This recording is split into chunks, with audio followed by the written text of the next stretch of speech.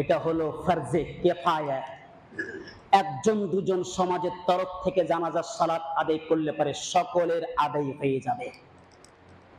যেটা ছিল ফরজ সেটাকে নফলে পরিণত করেছি, আর যেটা হচ্ছে নফল সেটাকে ওয়াজিবে পরিণত করেছি। জানাজার নামাজ হয়ে গেল আপনার মুসলিমের একটি হক, এটাকে বানিয়ে ফেলেছি ফরজ। সকলকে নাকি পড়তে হবে, সকলকে পড়তে হবে। জানাজার নামাজে এমনও লোক যায় যে লোকটা জীবনে মসজিদের মুখ পর্যন্ত দেখেনি, যে লোকটা জুমা পর্যন্ত পড়ে না, সে জানাজাতে শরীক হবে। কেন গেলেন আপনি ওখানে? কে ডেকেছিল আপনাকে? কে ডেকেছে আপনাকে ওখানে জানাজাতে? আপনি আগে নিজেকে পরিবর্তন করুন, তারপরে আপনি আপনার ভাইয়ের জন্য দোয়া করবেন। ওখানে তো বলা হলো ইস্তাগফিরু লিআখিকুম, তোমরা তোমাদের ভাইদের জন্য দোয়া করো যখন মাটি দেওয়া হয়ে যাবে। কি বলেন? কি বললেন আপনি? আপনি যে যখন কবরে লাশটাকে নামাই সেটা পর্যন্ত জানেন না। সারা দিন শয়তানের রাস্তাতে চলে আসলেন, শয়তানের অনুসরণ করলেন, আর মৃত্যুর সময়তে স্মরণ এসছে বিসমিল্লাহি ওয়া আলা মিল্লাতি রাসূলিল্লাহি সাল্লাল্লাহু আলাইহি ওয়াসাল্লাম, মানে আল্লাহ রসুলের শরীয়তের উপরে তোমাকে মাটি দেওয়া হচ্ছে, সারাদিন শয়তানের রাস্তাতে চলে আসলে। এই হচ্ছে তুমি মুসলিম। কেন? সারাদিন আপনি গুন্ডাগিরি করলেন, মদ পান করলেন, আপনি শিরকের মতো ভয়াবহ কাজ করলেন, জীবনে তো সালাত আদায় করেননি, আর মৃত্যুর সময়তে নবীর স্মরণ এসেছে বিসমিল্লাহি ওয়া আলা মিল্লাতি রাসূলিল্লাহ। কে বলেছিল এটা? এতদিন ধরে এটাই তো পরীক্ষা। আল্লাহ তাআলা তো জিজ্ঞাসা করবে, তুমি তোমার যৌবন কালটা কোন কাজে লাগিয়েছ? 40 বছর জীবন, 50 বছরের একটা লম্বা একটা জীবন, এই জীবনটাকে তুমি কোন কাজে লাগিয়েছো? আল্লাহ জিজ্ঞাসা করবেন আমাকে, আপনাকে, সকলকে। রাসূল সাল্লাল্লাহু আলাইহি ওয়াসাল্লাম তিনি বলছেন মান ইউরিদুল্লাহু খায়রান ফায়ুসিব মিনহু। আল্লাহ রাসূল বলছেন যখন আল্লাহ তাআলা কোন বান্দাকে ভালোবাসেন কিংবা ভালোবাসতে চায়, মান ইউরিদুল্লাহ, আল্লাহ তাআলা যাকে ভালোবাসেন, যার কল্যাণ চাই, বলছে ফায়ুসিব মিনহু, তাকে আল্লাহ তাআলা বেশি বিপদ আপদে ফেলেন। আল্লাহু আকবার। কোন মানুষ যখন অসুখে থাকবে, কোন মানুষ যখন বিপদের সম্মুখীন হবে, কোন মানুষ যখন দীর্ঘদিন ধরে রোগে আক্রান্ত থাকবে, জানতে হবে যে আল্লাহ তাআলা তাকে ভালোবাসছেন, আল্লাহ তার কল্যাণ চায়। এটা কেমন কথা? একটা মানুষ অসুখ বিসুখে পড়ে থাকবে, এর মধ্যে আবার কল্যাণ কি আছে? জি হ্যাঁ, আল্লাহ তাআলার সাথে যখন আপনি সাক্ষাৎ করবেন কিয়ামতের দিন, আল্লাহ চায় না ওই বান্দা পাপী হয়ে, গুনাহগার হয়ে, নোংরা আত্মা নোংরা নিয়ে আমার সামনে আসে। আল্লাহ তাআলা চায় তার আত্মাটা যেন একবারে ক্লিয়ার হয়ে যায়, পরিষ্কার হয়ে যায়, পরিষ্কার পরিচ্ছন্ন হয়ে যায়, সাদা ধবধবে হয়ে যায়। যখনই আমি আপনি আত্মাটাকে পরিষ্কার করব, তখন তো আমার কোনো হিসাবই নাই, আল্লাহ তো ডাইরেক্ট জান্নাতে দিয়ে দিবে। তো একটা নামাজি যখন অসুখে পড়বে, একটা ঈমানদার যখন বিপদ আপদে পড়বে, তখন জানতে হবে যে আল্লাহ তাআলা তার কল্যাণ চাইছেন। অবশ্যই আমার আপনার দ্বারা দিয়ে কোনো ভুল ত্রুটি হয়েছে, অবশ্যই আমার আপনার দ্বারা দিয়ে কোনো গুনাহ হয়েছে, পাপ হয়েছে, ওই জন্য আল্লাহ তাআলা ছোটখাটো বালা মুসিবত দিয়ে বান্দার গুনাহটাকে দূর করতে চাই, বান্দাকে পরিষ্কার পরিচ্ছন্ন করতে চাই। এটা রাসূল সাল্লাল্লাহু আলাইহি ওয়াসাল্লাম তিনি বুঝিয়ে দিয়েছেন। তাহলে আমরা কি বুঝতে পারলাম? যে মানুষ যখন বিপদ আপদে পড়বে, মানুষ যখন রোগাক্রান্ত পড়বে, মানুষ যখন অসুখে ভুগবে, তখন জানতে হবে যে আল্লাহ তাআলা তাকে ভালোবাসছেন। সমাজে অনেক মানুষ আছে যারা 1 বছর, 2 বছর, 3 বছর, 4 বছর ধরে অসুখে ভুগছে, রোগে আক্রান্ত আছে।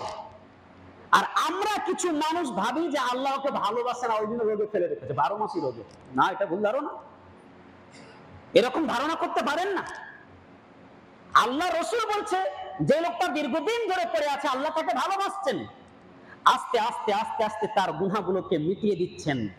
ঠিক যখন গুনাহগুলো মিটে যায়, একজন নামাজি ব্যক্তি, দিনদার ব্যক্তি, পরেজগার ব্যক্তি যখন তার কাছ থেকে পুরোপুরি গুনাহগুলো ক্লিয়ার হয়ে যায়, তখন দুনিয়া ছেড়ে চলে যায়, জানতে হবে লোকটা পরিষ্কার হয়ে গেছে, ওর ভিতরে কোনো পাপ বলে কোনো জিনিস নাই। আর আমরা ভেবে ফেললাম আল্লাহ এর উপরে এতটাই রাগান্বিত হয়েছে যে লোকটা অসুখে পড়ে পড়ে দুনিয়া থেকে চলে গেল। আউযুবিল্লাহ। এর মানে এটা নয়। তা আমি বলছিলাম যে একটা মুসলিমের উপর আরেকটা মুসলিমের কি কর্তব্য আছে, কতটা অধিকার আছে, কতটা হক আছে, কতটা রাইট রাখে। নবী সাল্লাল্লাহু আলাইহি ওয়াসাল্লাম তিনি বলছেন, হাক্কুল মুসলিমি আলাল মুসলিম খামসুন। কোন হাদিসে এসেছে খামসুন, কোন হাদিসে এসেছে সিত্তুন, কোন হাদিসে এসেছে সাবউন। মানে এক মুসলিমের ওপর আরেক মুসলিমের 5টি হক রয়েছে। সহিহ মুসলিম এবং বুখারীতে বর্ণনা করা হয়েছে হাদিসটি। কি কি? অবশ্যই আমাদের জানতে হবে যে একটা মুসলিমের ওপর আরেকটা মুসলিমের কতটা হক আছে। এটা শুধু পুরুষের জন্য নয়, এটা নারী পুরুষ উভয়ের জন্য। যে একটা মুসলিম আরেকটা মুসলিমের ওপর কতটা হক, আল্লাহ রাসূল বলেছেন 5টি হক আছে। নম্বর 1, রদ্দুস সালাম। কেউ যদি আপনাকে সালাম দেয় তাহলে পরে সালামের উত্তর দিতে হবে, এটা ওয়াজিব, ফরজ। এটা একটা মুসলিম আরেকটা মুসলিমের উপর এটা হক। যখন আপনাকে কেউ সালাম দিচ্ছে তখন সালামের উত্তরটা আপনাকে দেওয়া কিংবা সেম তার উত্তর দেওয়া, তার শব্দটাকে ফিরিয়ে দেওয়া, আল্লাহ রাসূল বলছেন এটা মুসলিমের একটি হক, এটা হক। আর কেউ যদি আপনাকে সালাম দেয় তাহলে জবাব দিতে হবে, এটা ফরজ। সালামের রাসূল সাল্লাল্লাহু আলাইহি ওয়াসাল্লাম কয়েকটি ধাপ বর্ণনা করেছেন। কেউ যদি বলে যে আসসালামু আলাইকুম, এইটুকু শব্দ যদি বলে আসসালামু আলাইকুম, তাহলে পরে আল্লাহ রাসূল বলছেন সে 10 নেকির হকদার হলো, 10টা নেকি পেয়ে গেল। আবার যদি কেউ বলে আসসালামু আলাইকুম ওয়া রাহমাতুল্লাহ, তাহলে পরে সে 20 নেকির হকদার হলো, 20 নেকি পেয়ে গেল। আবার যদি কেউ বলে আসসালামু আলাইকুম ওয়া রাহমাতুল্লাহি ওয়া বারাকাতুহু, তাহলে আল্লাহ রাসূল বলছেন সে 30 নেকির হকদার হলো। দেখেন, আপনি যদি সহজে বলেন আসসালামু আলাইকুম 10 নেকি পাবেন। আবার যদি একটু বাড়িয়ে বলেন আসসালামু আলাইকুম ওয়া রাহমাতুল্লাহ, তাহলে পরে 20 নেকি পেয়ে যাবেন, 20 নেকি পেয়ে যাবেন। আবার যদি আরেকটু শব্দ বাড়িয়ে দেন আসসালামু আলাইকুম ওয়া রাহমাতুল্লাহি ওয়া বারাকাতুহু, তাহলে পরে আপনাকে 30 নেকি আল্লাহ পাক রব্বুল আলামিন আপনার নেকির খাতাতে দিবেন, আপনার পাসবুকে দিবেন। আপনার কাছে যে পাসবুক আছে, যে আইডেন্টি আছে, নেকির যে একটা খাতা আছে, এই নেকির খাতাতে 30 নেকি লিখে দেওয়া হবে। সেই তিরমিজির হাদিস। তাহলে আমরা কি করি? আসসালামু আলাইকুম ওয়া রাহমাতুল্লাহ। অনেক মানুষ আছে সালাম দিতেও কিপটা করি, আসসালামু আলাইকুম, মানে এমন ভাবে সালাম দিচ্ছি যে শুনছে সেও বুঝতে পারে না। উত্তম ভাবে আপনি সালাম দিবেন, আসসালামু আলাইকুম, এরকম না আসসালামু আলাইকুম, উচ্চারণটা দেখুন, আসসালামু আলাইকুম, আসসালামু আলাইকুম ওয়া রাহমাতুল্লাহ, আসসালামু আলাইকুম ওয়া রাহমাতুল্লাহি ওয়া বারাকাতুহু। নবীজি সাল্লাল্লাহু আলাইহি ওয়াসাল্লাম তিনি বলছেন, আলা উখবিরুকুম, আমি কি তোমাদেরকে এমন একটা জিনিসের সংবাদ দিব না যেই কাজটা করলে পারে তোমরা জান্নাতে প্রবেশ করবে, তোমাদের মধ্যে ভ্রাতৃত্ব সম্পর্ক বাড়বে, তোমাদের মধ্যে মেল মহব্বত বাড়বে। তখন সাহাবায়ে কেরাম বললেন, অবশ্যই আল্লাহ রাসূল, বালা আপনি বলেন। তখন রাসূল সাল্লাল্লাহু আলাইহি ওয়াসাল্লাম তিনি বলছেন, আফসুস সালাম বাইনান নাস, মানুষের মধ্যে সালাম প্রসার করো, সালাম বিস্তার করো মানুষের মধ্যে। এক অপরকে সালাম দিলে পারে তোমাদের মধ্যে যে শত্রুতা আছে, এই শত্রুতা বন্ধুতে পরিণত হয়ে যাবে, ভালোবাসাতে পরিণত হয়ে যাবে। এক অপরের যে রাগ ক্রোধ আছে, এটা সালামের মধ্যে একমাত্র মিটে যাবে। ওই জন্য আল্লাহ রাসূল বলছেন যে তোমরা বেশি বেশি করে সালাম প্রচার প্রসার করো। আফসুস আফসুস সালাম বাইনান নাস, মানুষের মাঝে সালাম প্রচার প্রসার করো। তাহলে রাসূল সাল্লাল্লাহু আলাইহি সাল্লাম তিনি বলছেন সালাম দিলে পারে জান্নাত পাওয়া যায়, সালাম দিলে পারে আল্লাহর ভালোবাসা পাওয়া যায়, সালাম দিলে পারে এক অপরের মহব্বত বাড়ে, ভালোবাসা বাড়ে। তাহলে এক মুসলিমের উপর আরেকটা মুসলিমের কত হক? 5টি হক আছে। নাম্বার 1 রাদ্দুস সালাম, সালামের উত্তর দেওয়া। কেউ হয়তো রাস্তাঘাটে বসে আছে, আপনি তাকে সালাম দিলেন, কিংবা রাস্তা দিয়ে কেউ যাচ্ছে, আপনি তাকে সালাম দিলেন। আমাদের মধ্যে সালামের নিয়মটাও জানা নেই। কেমন ভাবে নিয়মটা জানা নেই? বসে থাকা মানুষকে সালাম দিবে দাঁড়িয়ে থাকা মানুষ। একটা মানুষ বসে আছে, তো এর সালামের এগুলো হচ্ছে নিয়ম। একজন ব্যক্তি বসে আছে, তো বসে থাকা মানুষকে সালাম দিবে কে? দাঁড়িয়ে থাকা মানুষ। দাঁড়িয়ে থাকা মানুষকে সালাম দিবে চলমান ব্যক্তি, যে ব্যক্তি রাস্তা দিয়ে চলছে। আচ্ছা, একজন ব্যক্তি হেঁটে যাচ্ছে, ওই হেঁটে যাওয়া ব্যক্তিকে সালাম দিয়ে দ্রুত বেগে ছুটা যে গাড়ি নিয়ে যাচ্ছে। কিন্তু আমরা কি করি? একটা মুলবিকে দেখলাম যে রাস্তা দিয়ে আসছে, আমরা 4-5 জন বসে আছি, আমরাই সালাম দিয়ে দিলাম। এটা নিয়ম নয়, সিস্টেম নয়, এটা পদ্ধতি নয়। তখন আমরা নিজেরাই সালাম দিতে পাই না। ওই জন্য প্রত্যেকটা জিনিসের পদ্ধতি আছে, নিয়ম কানুন আছে, এগুলোকে ফলো করতে হবে। নম্বর 2, আমি আগে বলেছি যে 5টি হক আছে। কোন হাদিসে 6টি বলা হয়েছে, কোন হাদিসে 7টি বলা হয়েছে। তো 1 নম্বর হলো রাদ্দুস সালাম, সালামের জবাব দেওয়া। 2 নম্বর ইয়াদাতুল মারিজ, অসুস্থ ব্যক্তিকে দেখতে যাওয়া, অসুস্থ ব্যক্তির পরিচর্যা করা। এটা হচ্ছে একটা মুসলিমের উপর আর একটা মুসলিমের হক, এটা অধিকার, এটা রাইট।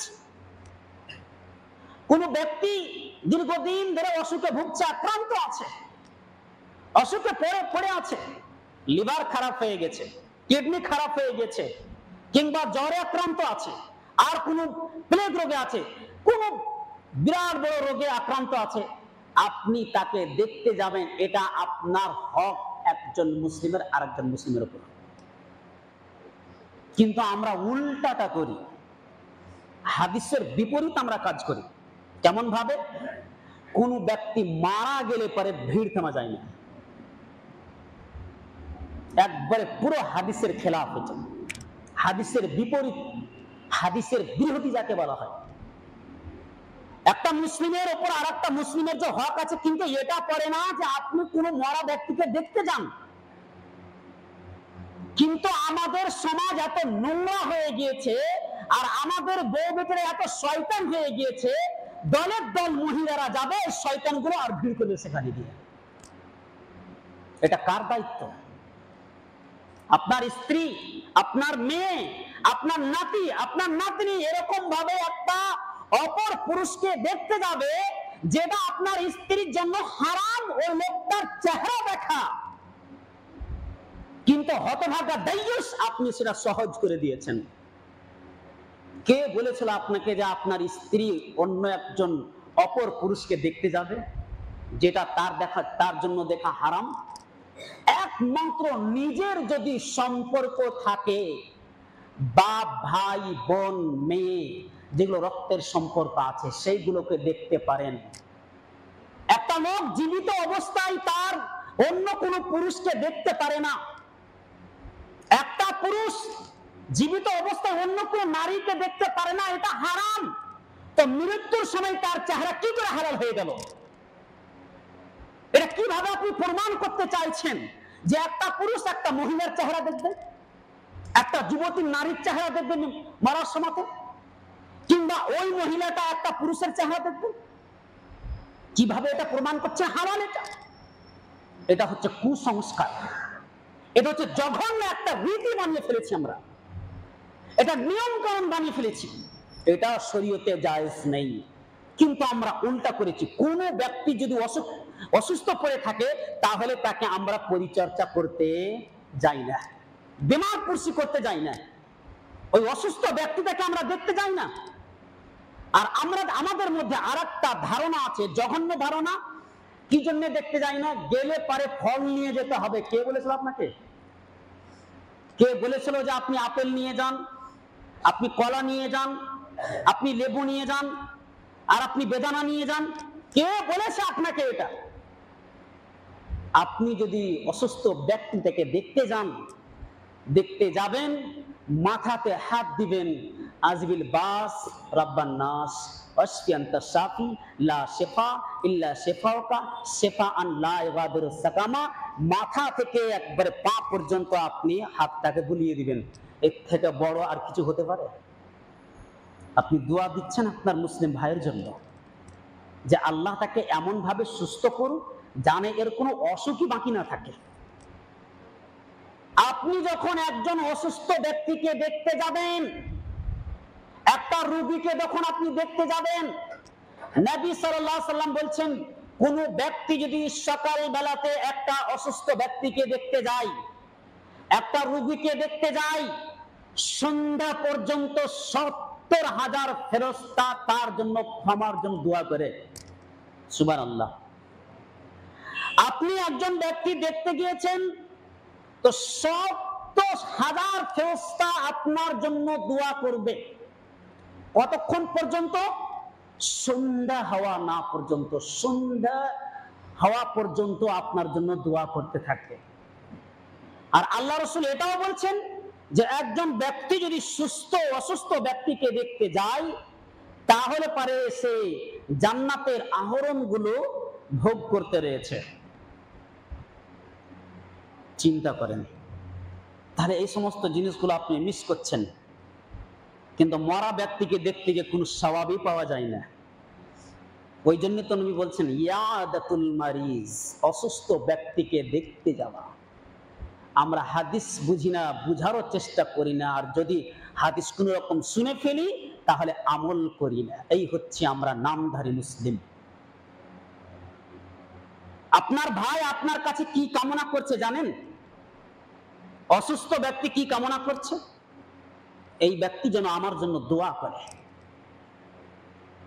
দীর্ঘদিন ধরে একজন ক্যান্সারে ভুগছে, আপনি তাকে একবারও দেখা করেননি, মারা গেছে শুনেছেন, একবারে দৌড়েছেন সবকিছু কাজকর্ম ফেলে দিয়ে।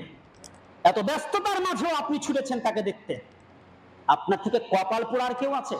আপনি তো জান্নাত হারিয়ে ফেলেছেন আগে। একটা মুসলিম আর একটা মুসলিমের হক যে একটা পূরণ, হক যে আদায় করা ছিল, অধিকার যে ছিল, এই অধিকারটা আপনি পূরণ করেননি। আপনাকে কে বললো দেখতে যেতে? কিন্তু এটা আমাদের সমাজে চলছে। আর একটা জিনিস আমাদের সমাজের মধ্যে আছে, জঘন্য আর একটা নিয়ম আছে। কোন ব্যক্তি মারা গেলে পারে 3 ঘন্টা, 4 ঘন্টা, 5 ঘন্টা, 6 ঘন্টা, 7 ঘন্টা, 8 ঘন্টা, 10 ঘন্টা, এমনকি 12 ঘন্টা পর্যন্ত লাশটাকে বাড়িতে রাখে। লাশটাকে বাড়িতে রাখে। নবীজি বলছেন, যতদিন পর্যন্ত আমার উম্মত 3টা জিনিসকে তাড়াতাড়ি করবে, ততদিন পর্যন্ত আমার উম্মত কল্যাণের মধ্যে থাকবে। কোন ব্যক্তি মারা গেলে পরে তাড়াতাড়ি তাকে মাটি দাও, দাফনের যে ব্যবস্থা করো, কাফনের ব্যবস্থা করে দাও। কিন্তু আমরা উল্টা করছি। একটা লোক মারা গেলে পরে তাকে 12 ঘন্টা ধরে বাড়িতে রাখছি। কেন বাড়িতে রাখছি? আমার একটা বেটা আছে মুম্বাই, ওকে আসতে 3 দিন সময় লাগবে। প্লেনে আসলে পরে কমসে কম তো 6 ঘন্টা সময় লাগবে বাড়ি আসতে। ওই জন্য লাশটাকে রেখে দিয়েছি, আমার বেটা এসে দেখবে। ওই হতচ্ছাড়া দেখার এটা পারমিশন নেই। অসুস্থ ব্যক্তি যখন তার আব্বা পড়েছিল অসুস্থ অবস্থায়, সেই অবস্থাতে তাকে দেখা দরকার ছিল। এ দেখে কি করবে? মরা মুখটা দেখে কি করবে? এর থেকে হতভাগা কেউ আছে?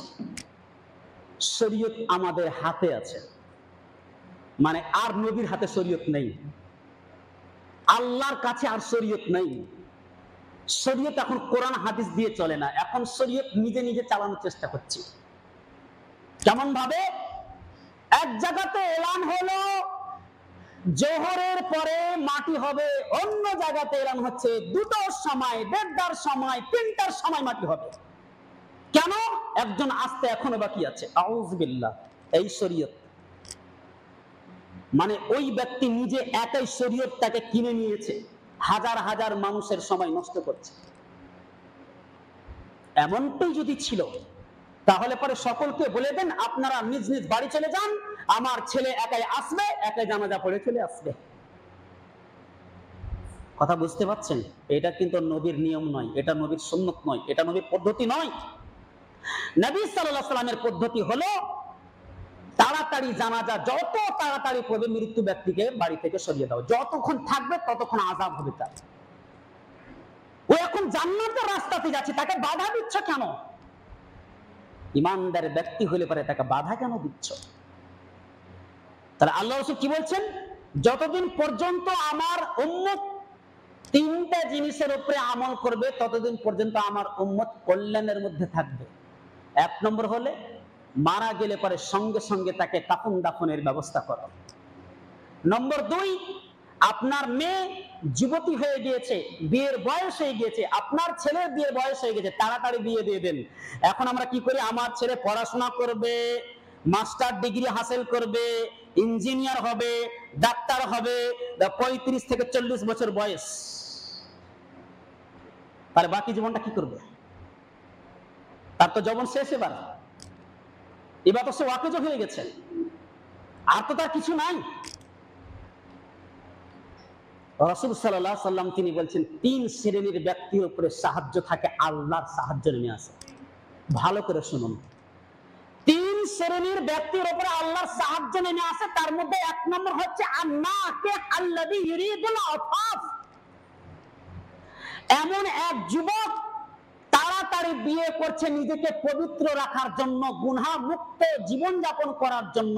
আল্লাহ সুবহানাহু ওয়া তাআলা তাকে সাহায্য করবেন, আল্লাহর কাছ থেকে সাহায্য নেমে আসবে। আপনি যদি এটা ধারণা করেন যে বিয়ে করে আমি পড়াশোনা করতে পারবো না, এটা ভুল ধারণা, এটা শয়তান আপনাকে আপনার ব্রেনে বাসা করে রেখেছে। আপনি সব কিছু করতে পারবেন। বিয়ে করলে বরকত হয়, আপনার স্ত্রী আপনার জন্য দোয়া করবে, আপনার মা আপনার জন্য দোয়া করবে, আপনার যে সন্তান হবে আপনার সন্তান আপনার জন্য দোয়া করবে। আপনি সেই সমস্ত জিনিসগুলো থেকে মাহরুম হয়ে যাচ্ছেন, বঞ্চিত হয়ে যাচ্ছেন। আর 3 নম্বর, ইফতারির সময় হলে তাড়াতাড়ি ইফতার করে ফেলো। আল্লাহ রাসূল বলছেন এই 3টে জিনিস মেনে চললে পারে আমার উম্মত কিয়ামত পর্যন্ত কল্যাণের মধ্যে থাকবে, হামেশাই কল্যাণের মধ্যে থাকবে। আর এই 3টে জিনিসকে আমরা ওর বিপরীত করে দিয়েছি, মানে উল্টে দিয়েছি পাতাটাকে। 3টে জিনিস হয়ে গেছে আমাদের মানে বিপদ, সুন্নাত বিরোধী কাজ। ওই জন্য গোটা বিশ্বতে আজকে মুসলিমকে লাঞ্ছিত, ঘৃণিত, অপমানিত হতে হচ্ছে। আসলে আমরা কোরআন হাদিস মেনে চলি না, আমরা তো বলি মুসলিম, মুসলিমের কোনো কাজ নেই। তাহলে 2 নম্বর বলছিলাম ইয়াদাতুল মারিস, আর 3 নম্বর হলো ইত্তেবাউল জানাইজ, জানাজার পিছন পিছন চলা, জানাজাকে অনুসরণ করা। কোন ব্যক্তি যদি মারা যায় আপনি জানাজায় শরীক হবেন, এটা হলো একটা মুসলিমের হক। এখন আমরা এমন বানিয়ে ফেলেছি আলেম সম্প্রদায়কে, আলেমরা হচ্ছে সমাজের একটা চাকর, সব থেকে নিম্ন স্তরের লোক। যেটা আল্লাহ রসুলের কাছে ছিল সব থেকে সম্মানিত ব্যক্তি, ওই ব্যক্তিটাকে সব থেকে নিচে পর্যায়ে নিয়ে চলে গেছে। কেমন ভাবে নিয়ে চলে গেছি? প্রত্যেকটা কাজে নাকি আলেমকে ডাকতে হবে। আপনি কেন শিখলেন না দোয়াগুলো আপনার বাবার জানাজা আপনি পড়াবেন? হতচ্ছাড়া কি করছেন আপনি? আপনার কি এটা মনে হয় না যে আমার বাবার জানাজা আমি নিজে পড়াবো? আপনি কি শিখলেন? আর জানাজাতে যে আপনি গেছেন, শরীক হয়েছেন, আপনি কি দোয়াগুলো জানেন? জানাজার দোয়া কি? তাহলে 100টার মধ্যে 90টা লোক জানাজার দোয়া জানে না। কে ডেকেছে আপনাকে জানাজা পড়তে? আপনি কেন গেছেন শরীর নিয়ে? শুধু আপনি কি মাইয়াতের জন্য দোয়া করছেন? যেটা সেররি নামাজ হলো, সেররি নামাজে ইমাম সাহেব উচ্চস্বরে কেরাত করে না, তো আপনি কি করছেন? চুপচাপ কি দাঁড়িয়ে আছেন? না, আপনাকে শিখতে হবে। আপনি ইমানদার ব্যক্তি, পরহেজগার ব্যক্তি, একজন ব্যক্তি যদি গুনাহগার মারা যায় তার জন্য আপনি মাগফিরাত কামনা করবেন, ওই জন্য তো আপনি যান। কিন্তু আপনি গিয়ে কি করলেন সেখানে? আছে লজ্জা শরম বলে কোনো জিনিস আছে? না সব কিছু বাজারে বিক্রি করে দিয়েছি? অবশ্যই কোনো জিনিস আমাদের নেই, শিখারও চেষ্টা করি না। 40 বছর, 50 বছর, 60 বছর, 70 বছর, 80 বছর হয়ে গেছি, নামাজের কোনো নিয়ম জানি না, জানাজার নামাজের নিয়ম জানি না, কোনো দোয়া দরুদ জানা নেই, গোসল কিভাবে মাইয়াতকে দিতে হবে সেটাও জানি না। ওটা ছাড়লাম, নিজের স্ত্রীর সাথে সহবাস করি কিভাবে সহবাস করি সেটাও জানি না। কেমন মুসলিম ভাই? ওই জন্য তো আমি বলি যে একজন নন মুসলিম, একজন নবমুসলিম, একজন মুসলমানের মধ্যে কোনো পার্থক্য নেই। এখানে কি শিখলেন? শিখেছেন একটা, গীবত করা, সমালোচনা করা, কোনো আলেম একটু ভুল করলে ঢোল পিটা। এই জিনিসগুলোর মধ্যে আমাদের পিএইচডি করা আছে। এইগুলো আমাদের শিক্ষা দিতে হয় না। যে সময়টা কাউরে গীবত করার জন্য দিচ্ছেন, ওই সময়টা দিয়ে আপনি দোয়া মুখস্থ করতেন, আল্লাহ সাহায্য করতেন। তার মানে ইত্তেবাউল জানাইজ, আপনাকে জানাজার গোসল, নিয়ম, জানাজার সালাত, নামাজের দোয়া, হুকুম, আহকাম, এইগুলো আপনার জন্য ফরজ। যদি না শিখেন, কিয়ামতের দিন আল্লাহ ধরবে। কি করছিলি এতদিন ধরে? 40 বছর বয়স হয়ে গেল, কি শিখলি তাহলে তুই? মুলবি সাহেব নেই, চলে গেছে বাড়ি, জানাজার সালাত আদায় করতে হবে। কেন হতচ্ছাড়া তুমি বাড়ি থেকে দোয়া শিখতে পারোনি? তোমার বাবা মারা গেছে, তোমাকে জানাজা পড়াতে হবে, এটা তুমি জানো না? তোমার থেকে ভালো জিনিস আর কি হতে পারে? তুমি তো সুসন্তান একটা, তুমি ইমানদার সন্তান তোমার বাবার, তোমাকে তো জানাজার সালাত আদায় করতে হবে। অন্যজন কেন সালাত আদায় করবে? এটা তোমার হক, তোমার অধিকার। বাপ থাকতে অন্যজন কেন জানাজা পড়াবে আমার? তাহলে তুমি তোমার সন্তানকে কি তৈরি করেছো? শয়তান তৈরি করেছো? তাহলে তো ইমানদার না। ইত্তেবাউল জানাইজ, জানাজার অনুসরণ করা।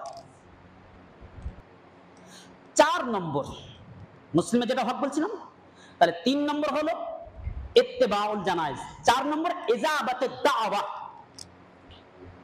4 নম্বর হচ্ছে ইজাবাতুদ দাওয়া। কোন ব্যক্তি যদি আপনাকে দাওয়াত দেয়, তাহলে পরে সেটা আপনাকে গ্রহণ করতে হবে। দাওয়াত দিলে পরে গ্রহণ করতে হবে, দাওয়াতে শরীক হতে হবে। এবার যদি মনে করেন ঠিক আছে ভাই, আপনার দাওয়াত আমি গ্রহণ করলাম, আমার কিন্তু সময় নেই, আমি একটা অন্য কাজে যাব, সেটা ভিন্ন কথা, কিন্তু কবুল করতে হবে। ইনশাআল্লাহ যাওয়ার চেষ্টা করব, যেতে পারলে না কোনো কথা নেই, রাগঝোল করবেন না, আবার রাগঝোল করে বসে থাকে। হয়তো আপনি কাউকে বিয়ের নিমন্ত্রণ দিয়েছেন, সেই ব্যক্তি হয়তো আসতে পেল না, তখন আপনি রেগে গেলেন তার উপরে, আমার মেয়ের বিয়েতে আসলো না। অবশ্যই তার কোনো একটা কারণ থাকতে পারে। কারণ না থাকলে কি আর এরকম ভাবে সময় নষ্ট করবে? আর আপনার সাথে কি শত্রুতা রাখবে? না, কখনো না। এটা শুধু আপনি ভাবছেন, শয়তানকে নিয়ে আসছেন ব্রেনে। শয়তানের মাথাটাতে আপনি কি করছেন? শয়তানের বাসা তৈরি করছেন। এরকম ও নিজে ভাবেনি, আপনি নিজে নিজে ভাবছেন এটা। আর 5 নম্বর হলো তাসমিয়াতুল আতিশ। কেউ যদি ছিকার সময়তে আচ্ছি শব্দ বের করবে, এরপরে বলবে আলহামদুলিল্লাহ। ছিকা আসতে পারে। অনেক মানুষ আছে যে একটু কড়া করে হয়তো কোনো জিনিস ভাজলে পারে ঠিক আছে, বা আর কিছু সেন্ট পেলে পারে ঠিক আছে। তো যখন ছিক আসবে তখন আপনি বলবেন আলহামদুলিল্লাহ। এরপরে যে ব্যক্তি শুনবে সে বলবে ইয়ারহামুকুল্লাহ। তাহলে এই যে ইয়ারহামুকুল্লাহটা বলা হচ্ছে কি আপনার জন্য ওয়াজিব। ইজাবাতা তাসমিয়াতুল আতিশ, ছিকলে পারে আলহামদুলিল্লাহ বলে পারে তার উত্তর দেওয়া, এটা আপনাকে দিতেই হবে। কিন্তু সেটাও আমরা জানি না, এই উত্তরটাও দিতে জানি না, আমরা কোনোদিন শিখারই চেষ্টা করিনি। তাহলে এটা হলো 5টি হক। আর একটি যে মুসলিমে এসেছে, সহিহ মুসলিমে, সেটা হলো ইস্তানসাহকা ফানসাহ। কেউ যদি আপনার কাছে পরামর্শ চায়, 6 নম্বর, কেউ যদি আপনার কাছে পরামর্শ চায়, তাহলে পরে আপনি তাকে সঠিক পরামর্শটা দেওয়ার চেষ্টা করবেন। একটা লোক রাস্তা ভুল করেছে, পথ হারিয়ে গিয়েছে, তো আপনাকে বলছে ভাই অমুক জায়গা যাব, একটু আমাকে সন্ধানটা বলে দেন, বা আমাকে একটু রাস্তাটা বলে দেন কিভাবে যেতে হবে। তখন আপনি বলছেন এবার ব্যাটাকে ঠেকাবো। আপনি ঘুরিয়ে পেঁচিয়ে এদিক সেদিক করে যেখানে 5 মিনিট সময় লাগতো সেখানে 1 ঘন্টা সময় লাগলো। এটা আপনি কত বড় যে পাপ করলেন। আল্লাহু আকবার। না জানা থাকলে বলে দিবেন যে ভাই আমি জানি না, কিংবা আপনার হয়তো কোনো শত্রু এসেছে আপনার কাছে পরামর্শ নিতে, আপনি তাকে সুন্দরভাবে পরামর্শ দেন। নবী সাল্লাল্লাহু আলাইহি ওয়াসাল্লাম বলছে এটাও একটি তার হক। আরেকটি হক আছে, মাজলুম ব্যক্তি যদি আপনার কাছে কিছু চায় তাকে সাহায্য করবেন।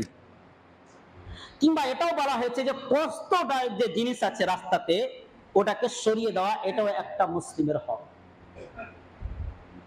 তো প্রিয় ভাই সকল, আমরা বুঝতে পারলাম যে একটা মুসলিমের ওপরে আর একটা মুসলিমের কতটা হক রয়েছে। 5টি হক রয়েছে। কোন হাদিসে আসছে সবগুলো সহিহ হাদিস, 6টি হক আছে, কোন হাদিসে বলা হয়েছে 7টি হক আছে। অবশ্যই এইগুলো হচ্ছে একটা মুসলিমের উপরে আর একটা মুসলিমের কর্তব্য হক। কিন্তু আল্লাহর হক বান্দার সাথে কি আছে? হযরতে মুআয বিন জাবাল রাদিয়াল্লাহু তাআলা আনহু আল্লাহ রাসূল সাল্লাল্লাহু আলাইহি ওয়াসাল্লামকে বলেছিলেন যে হে আল্লাহ রাসূল, বান্দার উপরে আল্লাহর কি হক, আল্লাহর উপরে বান্দার কি হক? নবী সাল্লাল্লাহু আলাইহি ওয়াসাল্লাম এই কথা যখন জিজ্ঞাসা করেছিলেন মুআয বিন জাবালকে, তখন তিনি বলেছেন আল্লাহ এবং তার রাসূল ভালো জানে। আল্লাহ রাসূল সাল্লাল্লাহু আলাইহি ওয়াসাল্লাম তিনি বলছেন বান্দার হক হলো যে আল্লাহ তাআলার দাসত্ব করা, গোলামি করা, আল্লাহর ইবাদত বন্দেগী করা। এটা বান্দার কর্তব্য, এটা হক, আল্লাহর জন্য এই কাজগুলো করা। তার আল্লাহ কি হক? বান্দা যদি আল্লাহর ইবাদত করে তাহলে পরে আল্লাহ তাআলা তাকে জান্নাত দিবে, এটা আল্লাহর হক। আল্লাহু আকবার। অবশ্যই যদি আপনি আল্লাহর ইবাদত যদি না করেন জান্নাতের আশা করিয়েন না। জান্নাতের আশা করা যায় না। আর শুধু 1 মাস রোজা রেখে 1 মাস নামাজ পড়ে একে ইমানদার বলা যায় না, এলো পাক্কা মুনাফিক। যারা শুধু রমজান মাসে সালাত আদায় করবে আর রমজানে রোজা রাখবে, জুম্মার দিনে যারা শুধু সালাত আদায় করে বাকি সালাত আদায় করে না, এরা হলো পাক্কা মুনাফিক। আল্লাহকে কাঁদায়, আল্লাহকে কষ্ট দেয়। আল্লাহ এই ইবাদত চায়নি, আল্লাহ 5 ওয়াক্ত ইবাদত চেয়েছে। 5 ওয়াক্ত সালাত আপনাকে পড়তেই হবে। মানুষ 3 টাইম খাবার খায়, একদিন তো আপনি একবেলা খাবার ছাড়তে পারেন না। তো আল্লাহর দেওয়ায় এতগুলো নাজ নিয়ামত ভোগ করছেন, এত সহজে আল্লাহকে ভুলছেন কিভাবে? কোনোভাবে আল্লাহকে ভোলা যাবে না। আল্লাহর শুকরিয়া আদায় করতে হবে ইবাদত বন্দেগী করে। আল্লাহ তাআলা আমাদের সকলকে যে হকগুলো বর্ণনা করা হলো প্রত্যেকটা হকের উপরে আমাদেরকে আমল করার তৌফিক দান করো। রব্বুল আলামিন আমাদের সকলকে জান্নাতের কম্পিটিশন প্রতিযোগিতা করার তৌফিক দান করো। রব্বুল আলামিন যতদিন পর্যন্ত আমরা দুনিয়াতে জীবন যাপন করব ততদিন পর্যন্ত তোমাকে সন্তুষ্ট করতে পারে এরকম তুমি আমাদেরকে সুযোগ দান করো। আউযু বিল্লাহি মিনাশ শাইতানির রাজিম। বিসমিল্লাহির রহমানির রহিম। ইয়া আইয়ুহাল্লাযীনা আমানু সাল্লু আলাইহি ওয়া সাল্লিমু তাসলিমা। আল্লাহুম্মা সাল্লি আলা মুহাম্মাদ ওয়া আলা মুহাম্মাদ কামা সাল্লাইতা আলা ইব্রাহিম ওয়া আলা আলি ইব্রাহিম ইন্নাকা হামিদুম মাজিদ। আল্লাহুম্মা বারিক আলা মুহাম্মাদ ওয়া আলা আলি মুহাম্মাদ কামা বারাকতা আলা ইব্রাহিম ওয়া আলা আলি ইব্রাহিম ইন্নাকা হামিদুম মাজিদ। রব্বানা আতিনা ফিদ দুনিয়া হাসানাতাও ওয়া ফিল আখিরাতি হাসানাতাও ওয়া কিনা আযাবান নার। রব্বানা যালামনা আনফুসানা ওয়া ইন লাম তাগফির লানা ওয়া তারহামনা লানাকুনান্না মিনাল খাসিরিন। রব্বানা তাকাব্বাল মিন্না